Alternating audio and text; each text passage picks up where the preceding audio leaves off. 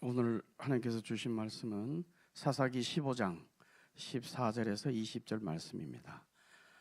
사사기 15장 14절에서 20절 말씀을 한 절씩 교독하고 마지막 절은 합독하겠습니다.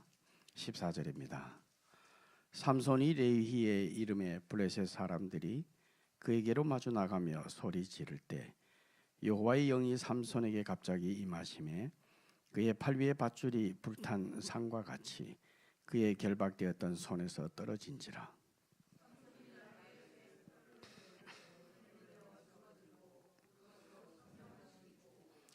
이르되 나귀의 턱뼈로 한 더미 두 더미를 쌓았으며 나귀의 턱뼈로 내가 천명을 죽였도다 하니라.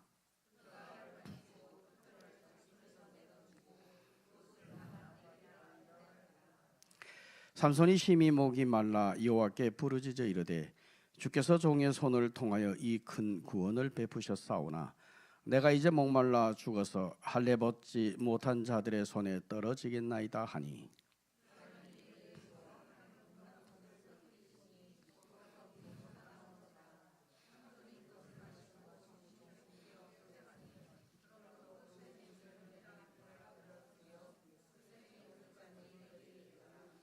같이 읽겠습니다. 블레셋 사람의 때에 삼손이 이스라엘의 사사로 20년 동안 지냈더라. 아멘.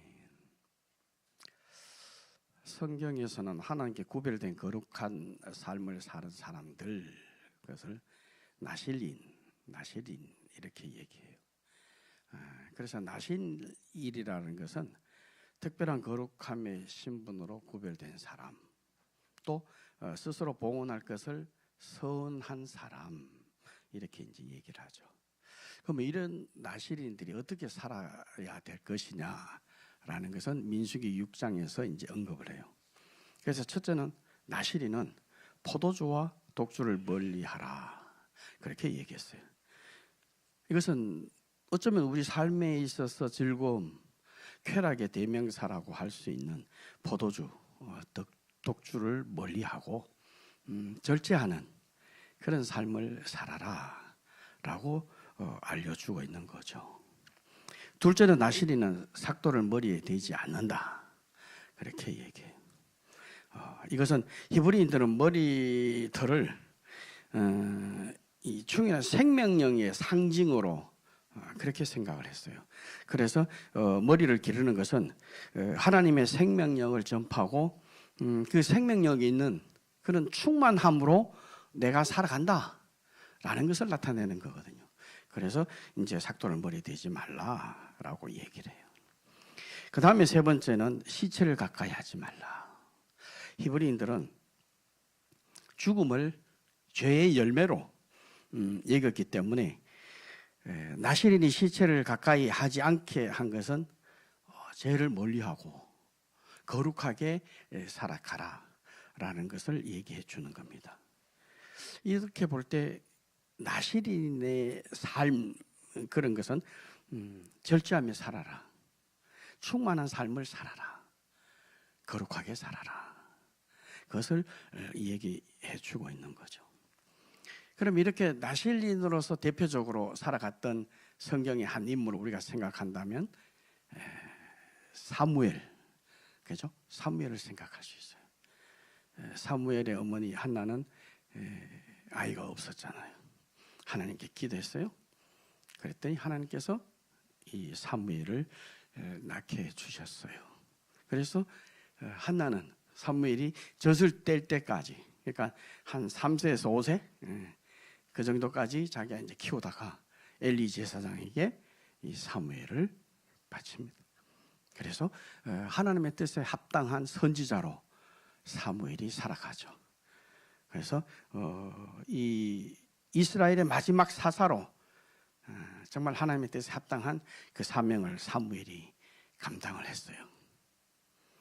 오늘 본문에서는 또 한 명의 나실인이 나옵니다. 이 사람은 사무엘의 삶과 완전히 다른 그런 삶을 살았던 사람이에요. 그럼 우리는 오늘 이 삼손을 통해서 하나님께서 우리에게 주시고자 하는 뜻이 무엇일까?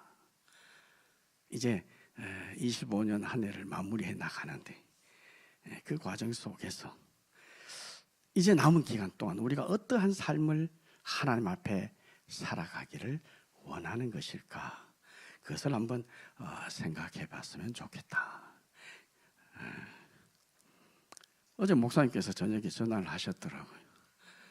독감이라고 또 코로나라고 그렇게 설교를 해 주실 수 있냐고 그랬어요.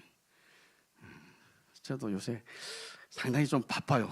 바쁘기도 하고 머리가 복잡해요. 이게 안 하던 공부를 하려고 하다 보니까 따라가지를 못하겠고 많이 헤매다 보니, 그리고 또 오늘 수요일은 제가 이제 또 양평에 가서 기도회를 해요. 한 2시간 걸리거든요.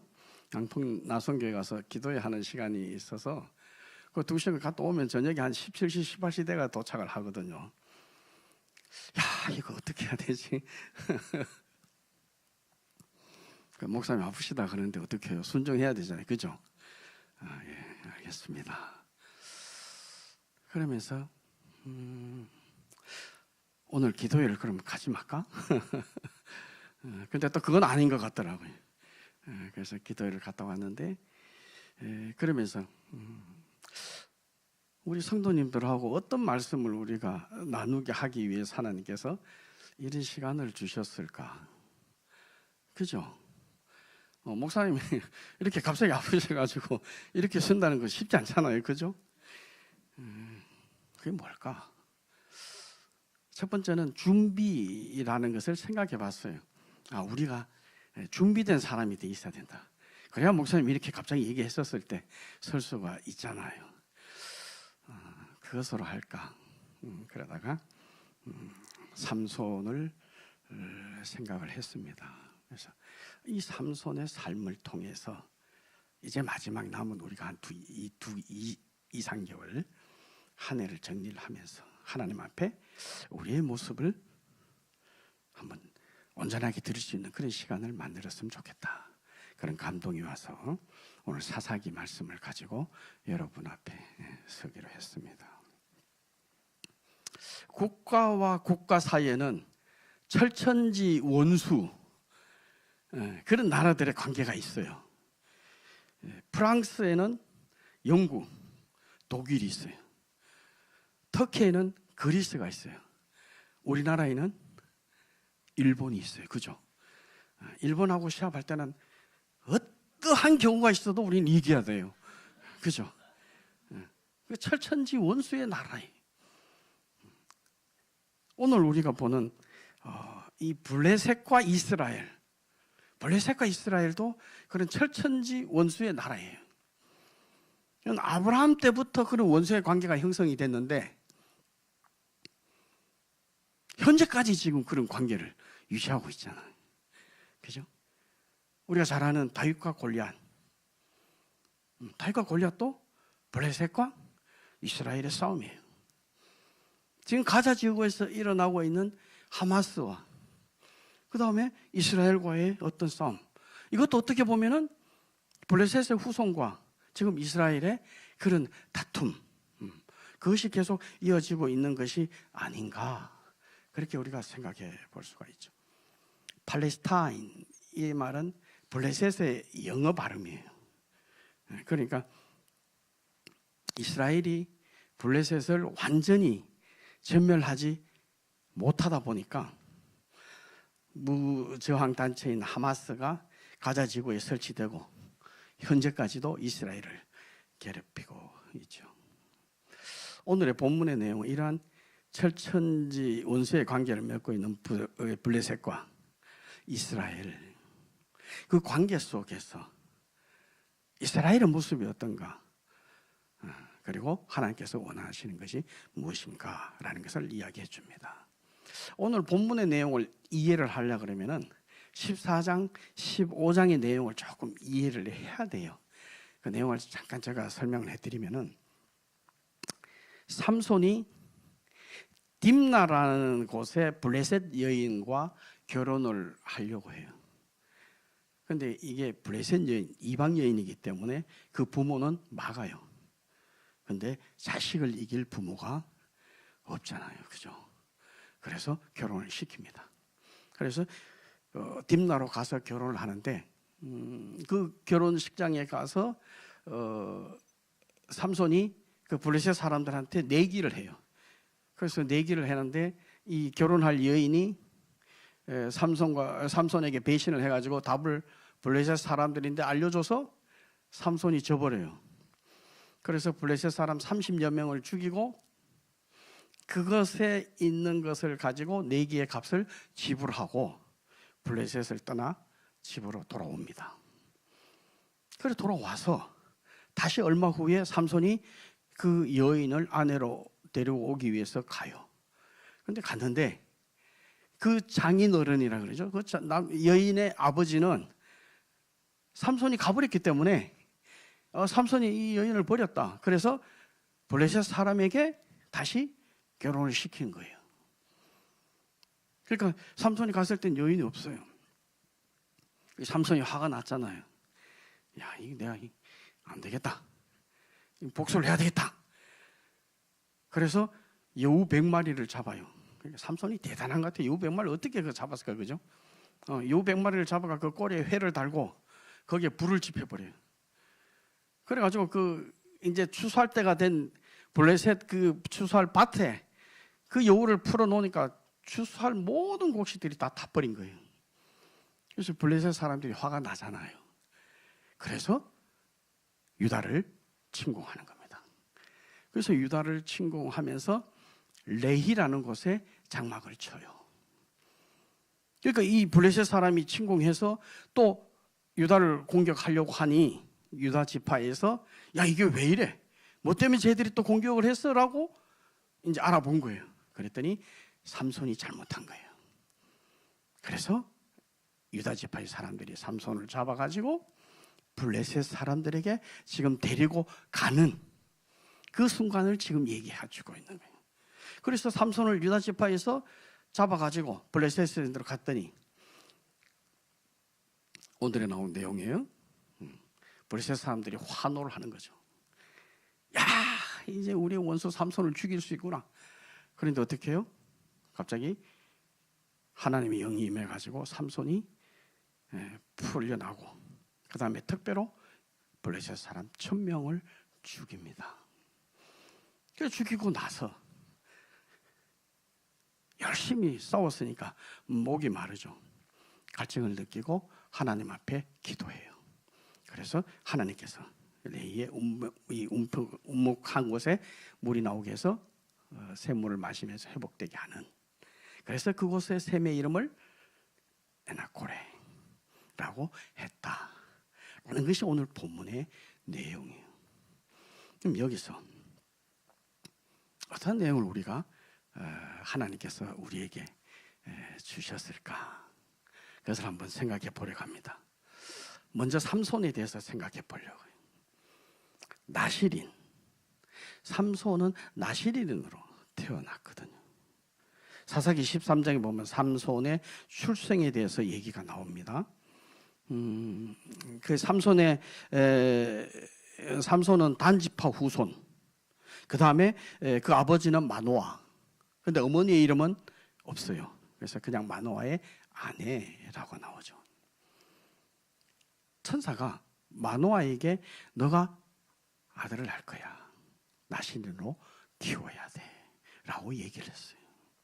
그래서 마노아의 아내는 남편에게 가서 그 얘기를 했습니다. 그런데 이 마노아는 그 얘기를 듣고 그래, 그러면 나실인으로 내가 어떻게 키워야 된다는 걸 알잖아요. 아까 얘기했던 그 3가지 조건으로 키워야 되는 거예요. 또 그것을 마노아 아내가 얘기를 해줬어요. 그럼에도 불구하고 어떻게 키워야 되지? 천사를 만났을 때 또 묻습니다. 그때 천사가 똑같이 얘기해요. 부정하게 먹이지 마라. 머리에 이 삭도를 대지 마라. 시체를 가까이 하지 마라. 그렇게 얘기를 해줍니다. 그러면은 부모 입장에서 그 얘기를 천사로부터 들었어요. 그러면 자식을 어떻게 키워야 되겠어요? 나실인으로 키워야 되잖아요. 근데 그 키웠던 과정은 지금 안 나와요. 근데 그런 삼손이 그렇게 크지 않았다는 거죠. 우리가 자식들을 키울 때 내 뜻대로, 정말 하나님이 기뻐하는 뜻대로 우리가 키우려고 생각하고 노력을 하지만 그렇게 되지 않을 때가 많다는 거예요. 많다는 거예요. 그래서 삼손은 그렇게 자랐어요. 그러다 보니 삼손은 이스라엘 백성들 안에서의 아내를 구하는 것이 아니고 세상 속의 아내를 찾아간 겁니다. 블레셋 여자, 이방 여자, 그 여자를 찾아서 결혼해요. 블레셋으로 가서 결혼을 합니다. 그럼 어떻게 돼요? 술을 마실 수밖에 없잖아요. 그죠? 그 다음에 죽은 사자인 데서 꿀을 먹으면서 시체를 가까이 하지 마라 그랬는데 또 시체를 가까이 하는 삼손, 부정한 것을 먹는 삼손. 나시린으로서 어떻게 해야 될 것인가를 알려주고 계속 그렇게 키워서 것임에도 불구하고 삼손은 어떻게 자랐다? 자신이 생각한 대로 행동을 했다. 삼손은 자신이 좋은 대로 행동을 한 그런 삶을 살아갔습니다. 우리가 사사시대를 대표적으로 묘사하는 말이 무엇입니까? 우리 사사기 목사님이 계속 그 설교하셨을 때 이제 강조를 참 많이 하셨었어요. 기억나세요? 역시 한사람교회 대단하십니다. 그 시대는 왕이 없어서 각자의 소견이 옳은 대로 행했다. 자기 소견대로 행했다. 바로 이 모습이 삼손의 모습인 거예요. 삼손은 자기 옳은 대로, 자기 생각대로 행한 사람이었습니다. 하나님의 말씀에 순종하는 믿음의 자녀들을 키우기를 원했지만 자녀들이 우리의 생각대로 안 돼요. 어려워요. 그러면 교회에서는요, 하나님께서는 우리를 한사람교회 공동체로 이렇게 보내주셨어요.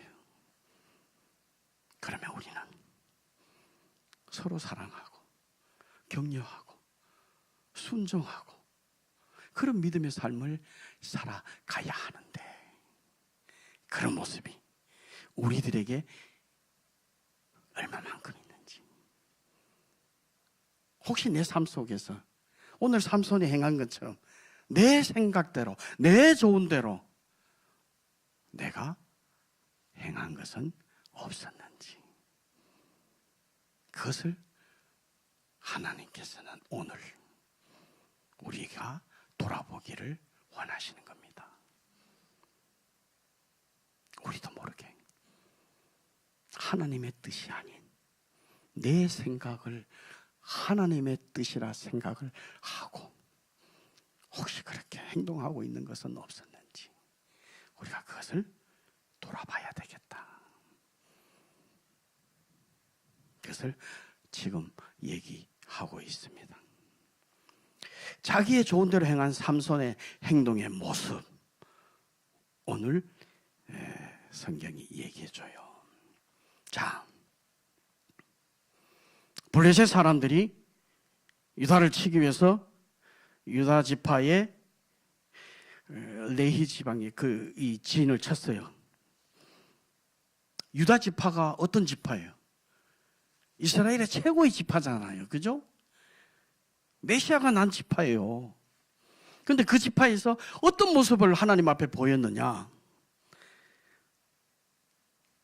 블레셋 삼손이 쳐들어왔을 때 삼손에게 가서 하는 말이 어떻게 말하냐? 블레셋 사람이 우리를 다스리는 줄을 알지 못하느냐?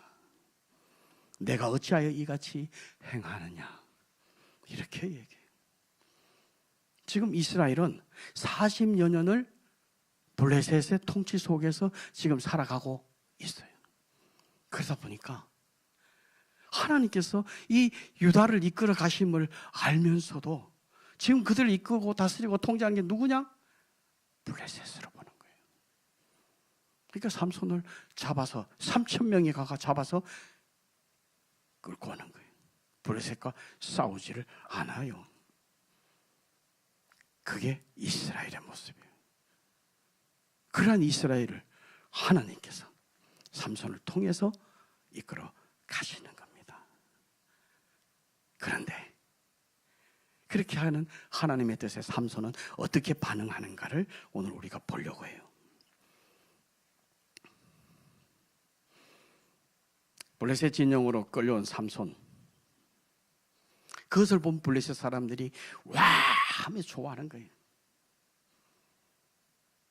야, 이제 삼손을 우리가 잡아서 죽일 수 있겠구나 라고 했었을 때, 그때 하나님의 영이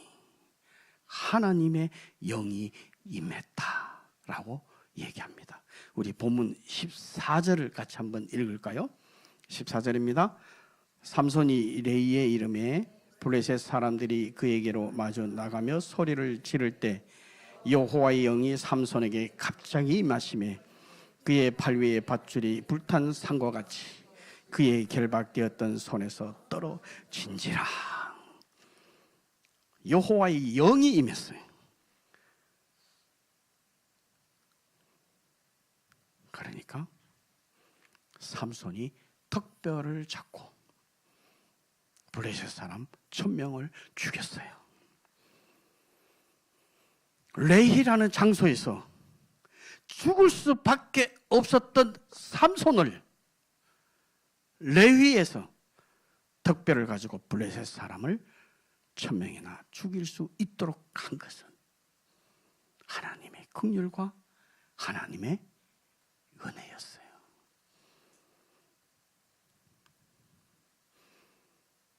나신인으로 태어나서 거룩한 삶을 살아가기를 원했지만 그렇게 살아가지 않았던 삼손에게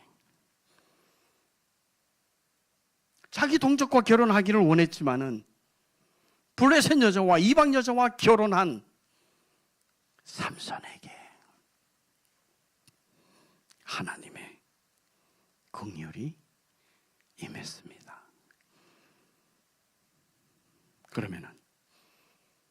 그러면 삼손이 어떻게 반응을 했어야 됐을까요?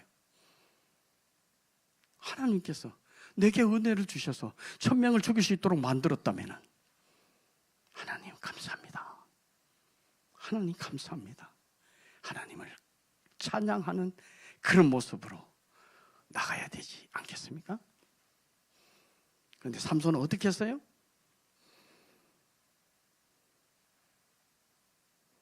나귀의 턱뼈로 내가 1,000명을 죽였다. 내가 1,000명을 죽였다라고 얘기하는 겁니다. 하나님의 긍휼과 자비가 임한 그 순간 삼손은 하나님께서 하셨다라고 고백하지 아니하고 내가 1,000명을 죽였다. 내가 1,000명을 죽였다라고 해요. 레이라는 말은 턱뼈잖아요. 라맛이란 말은 높은 곳. 그러니까 라맛 레히, 턱뼈의 산, 턱뼈로 만들어진 언덕. 그걸 의미해요. 턱뼈는 대략 한 25cm 정도, 20에서 25cm 정도 된대요. 초식동물의 턱뼈이기 때문에 이게 상당히 무르대요. 그러니까 그게 강한 무기가 될 수 없어요. 그 다음에 새 턱뼈라 그랬잖아요. 이제 새로운 막 이제 태어난 그 턱뼈이기 때문에 더 무기가 될 수 없어요. 무기로 사용할 수 없는 턱뼈를 하나님의 영이 임하니까 하나님께서 하시니까 그것이 무기로 사용될 수 있었던 겁니다. 하나님의 은혜예요.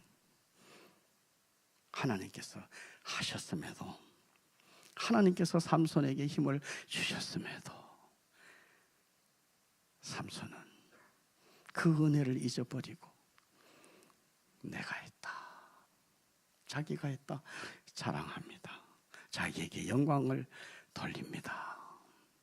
이게 이게 자기 좋은 대로 행한 삼손의 모습이에요.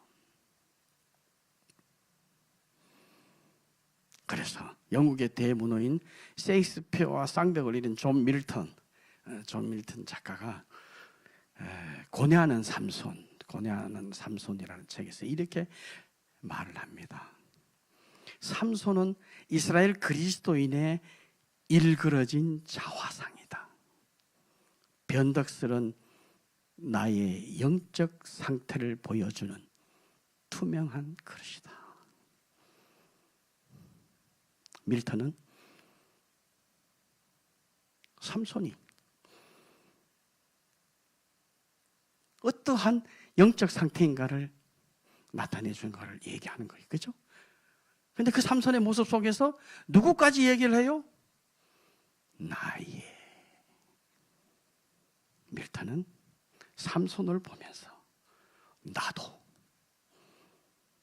나도 그러한 삶을 살아가고 있다라고 지금 고백을 했어요.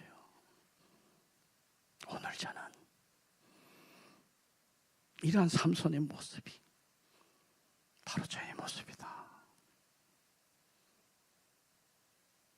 하나님께서 그렇게 은혜를 주셨는데, 하나님께서 긍휼을 주셨는데 내가 한 거 아닐까? 내 자랑하는 게 아닐까? 그러한 제 모습을 생각해 봤습니다. 기드온의 300용사 잘 알잖아요. 그죠? 미디안과 싸울 때 하나님께서 기드온을 택했어요. 기드온은 어떤 사람이에요? 겁많은 사람이었어요. 연약한 자였어요. 하나님께서 쓰시기 위해 불렀어요. 미디안과 싸우기 위해서 32,000명이 모였어요. 그때 하나님께서 몇 명을 뽑았어요? 300명. 왜 300명을 뽑았어요? 32,000명이 나가서 싸우면은 하나님께서 이기게 해주셨구나라는 것을 말하는 것이 아니고, 하나님께서 이기게 해주셨구나 하는 것을 믿는 게 아니고, 우리가 인원이 많아서, 우리가 힘이 있어서 우리가 이길 수 있었구나라고 생각할 것 같아서 300명을 뽑으신 거예요. 왜요? 하나님께서 이기게 하셨다라는 것을 알려주기 위해서 그렇게 뽑았어요. 그래서 미디안 13만 5천 명하고 싸워요. 450대 1이에요. 기드온이 이깁니다. 그러면 기드온이 어떻게 해야 돼요? 하나님 감사합니다. 하나님 감사합니다. 저희들 300명 아무런 한 것이 없잖아요. 그냥 뭐 붙이고 깽가리신 것밖에 돼 있어요. 횃불 들고. 하나님께서 이기게 해주셨는데, 그러면 기드온은 하나님께 감사하고 찬양을 했었잖아요. 기드온이 어떻게 했어요? 그렇게 안 했어요. 백성들에게 금을 모아가지고 에봇을 만들어요. 에봇이 뭐예요? 제사장들이 입는 옷이에요. 그걸 금으로 만들어요. 그래서 그 금으로 만든 에봇을 자기 집에 둡니다. 자기 집을 성지화해버려요. 엄청난 잘못을 저지릅니다. 우리도 어쩌면 우리가 생각하는 것이 그것이 달성이 되었을 때, 그 목표가 이루어졌을 때, 혹시 지금 기드온처럼, 삼손처럼 내가 했다 그런 모습으로 행하지는 않았습니까? 하나님께서 베풀어 주신 그 기적 앞에, 하나님께서 주신 그 은혜 앞에 우리는 지금 어떻게 반응하고 있습니까? 라맛 레히에 머무는 삼손의 모습처럼 혹시 그 속에 가는 우리들의 모습은 없는지 우리를 돌아보는 시간 되기를 원합니다. 블레셋 1000명을 죽인 삼손, 혼자 1000명을 죽였으니 얼마나 힘들었겠어요, 그죠? 그것도 특별로. 어쨌든 하나님께서 싸워 이기게 해주셨지만, 죽이게 해줬지만 힘들었을 거예요. 극심한 목마름을 느낍니다. 얼마나 목이 말랐겠어요. 목마름에 대해서 원망하는 대표적인 그런 사건, 우리 출애굽 17장에 보면은 광야 리비딤에서 이스라엘 백성들이 목이 말라서 모세를 원망하고 하나님을 원망하는 모습이 나옵니다. 목마름이란 우리를 아주 고통스럽게 만들어요. 제가 생도 3학년 때 이제 군장을 메고 유격 훈련을 하는데 광주 무등산을 넘어가요. 그러니까 무등산 중간쯤 가니까 벌써 수통에 물을 다 먹었어요. 정상에 올라가는데 물이 없어요. 그 무등산 꼭대기 올라가는데 뭐가 있겠습니까? 정말 목마르더라고요. 그래 어떻게 했겠어요? 그 논에 흐르는 물 있잖아요. 논에 그 논둑에 그 흐르는 물, 그거 수통에 받아가지고 막 마시는 거예요. 우리는 그 몇 시간이었잖아요, 그죠? 그 목마름, 육체적 목마름은 엄청난 고통을 줄 수 있어요. 지금 삼손은 이 목마름 때문에 힘이 없어요. 그러면은 이제 블레셋 사람들이, 남은 블레셋 사람들이 자기를 죽일 수 있게 됐잖아요. 이제 걱정이 생긴 겁니다. 여기서의 목마름은 육체적 목마름 플러스 영적 목마름을 나타내요. 육체적으로 목말랐지만 영적으로도 삼손은 목마름을 느끼는 겁니다. 요한복음 4장 13절에 예수님께서 사마리아인에게 이렇게 얘기하죠. 이 물을 마시는 자마다 다시 목마르려니와 내가 주는 물을 마시는 자는 영원히 목마르지 아니하리니 내가 주는 물은 그 속에서 영생하도록 솟아나는 샘물이 되리라. 목마름은 육적 목마름과 영적 목마름 같이 옵니다. 목마름을 해소하기 위해서는 예수님이 주시는 물을 마셔야 돼요. 그 목마름 속에서 이 삼손은, 좋은 대로 행했던 이 삼손은 하나님을 찾습니다. 이제 하나님을 찾습니다. 삼손은 자기의 행하신 일이 하나님의 은혜였다. 자기는 하나님의 종이라고 고백합니다. 그리고 하나님께 긍휼을 베풀어 달라고 간청합니다. 우리 18절 같이 한번 읽겠습니다. 하나님이 레위에서 한 우묵한 것을 터뜨리시니 아니네요. 18절 삼손이 심히 목이 말라 여호와께 부르짖어 이르되 주께서 종의 손을 통하여 이 큰 구원을 베푸셨사오나 내가 이제 목말라 죽어서 할례 받지 못한 자들의 손에 떨어지겠나이다 하니. 이제야 삼손은 블레셋 사람을 죽인 것이 자기가 아니고 누가 했다고요? 하나님께서 하셨다. 하나님께서 하셨다는 것을 이제 고백합니다. 목마름으로 인해서 하나님의 은혜를 구하게 됩니다. 여러분, 우리에게 주어지는 고통은 하나님의 은혜예요. 고통은 포장된 하나님의 선물이다. 오카노 목사님이 그렇게 강조를 많이 하시죠. 고통은 포장된 하나님의 선물이다. 왜요? 그때 하나님을 찾으니까요. 하나님께 기도하니까요. 하나님께 간절히 부르짖으니까요. 자, 내가 1000명을 죽였습니다 라고 했던 삼손이 이제 목이 말라서 하나님께서 하셨습니다. 하나님 제게 은혜를 주십시오. 그렇게 했을 때 여러분이 하나님이라면 어떻게 하셨을 것 같아요? 제가 하나님이 될 수 없겠지만은 제가 하나님이라면 니 내인데 그렇게 해놓고 내가 안 줘! 가 혼나봐! 그랬을 것 같아요.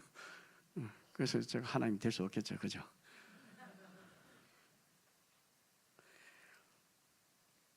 하나님은요, 하나님의 영으로 1000명을 죽게 만들었던 그 삼손이 내가 죽였다라고 자랑했었음에도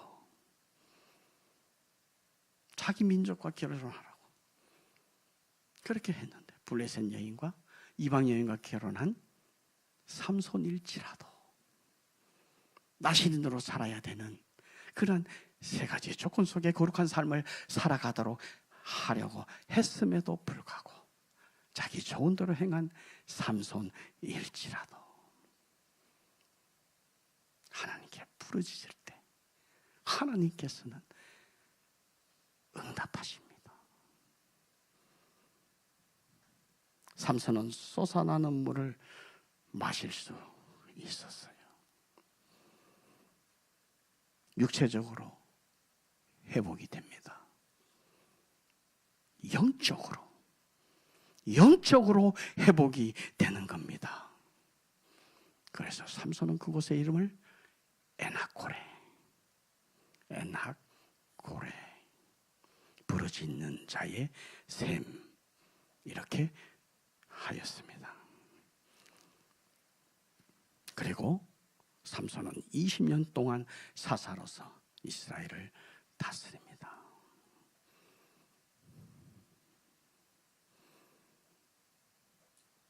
자기 소신대로 행하고 하나님의 은혜를 마치 자기가 했는 것 양 자기를 자랑했던 삼손이었지만 그가 하나님 앞에 부르짖을 때 우리의 하나님은 그 기도를 들어주십니다. 우리 하나님, 에낙고레의 하나님,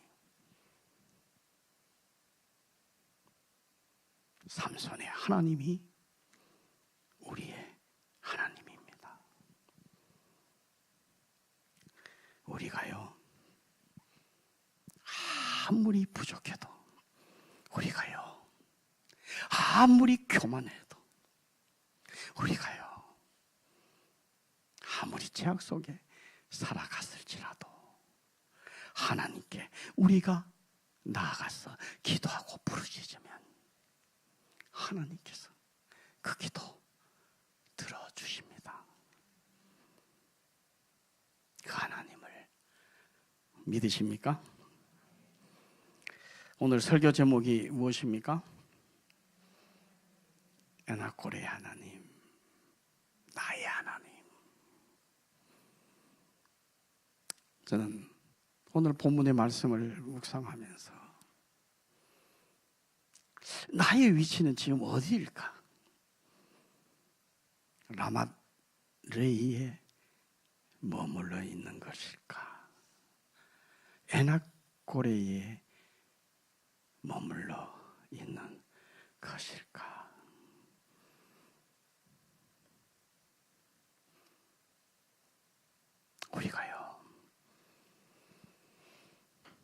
우리가 아무리 죄를 짓지 않습니다. 우리가 정말 연약하고 부족하고 교만할지라도 하나님께 나오면, 하나님께 기도하면 우리 하나님은 그것을 들어 써주십니다. 삼손을 사용하셨던 것처럼 우리를 하나님께서 사용하십니다. 빌립보서 4장 6절에서 7절에 이렇게 바울이 말합니다. 아무것도 염려하지 말고 다만 모든 일에 기도와 간구로 너희 구할 것을 감사함으로 하나님께 아뢰라. 그리하면 모든 지각에 뛰어난 하나님의 평강이 그리스도 예수 안에서 너희 마음과 생각을 지키시리라. 우리가 아무것도 염려하지 말고 온전히 기도와 간구로 하나님께 아뢰면 하나님께서는 우리의 마음과 생각을 지켜주십니다. 그분이 에나꼬레의 하나님이십니다. 그분이 우리의 하나님이십니다. 그분이 나의 하나님이십니다. 삼손의 하나님이 아니에요. 나의 하나님입니다. 사랑하는 여러분, 삶이 힘드십니까? 일이 계획대로 풀리지 않으십니까? 에나꼬레의 하나님, 그 하나님이 나의 하나님을 믿고 그 하나님 앞에 기도하십시오. 간구하십시오. 그 하나님께서 우리의 기도를 들으시고 응답하여 우리를 사용하실 줄 믿습니다. 믿으십니까? 믿으십니까?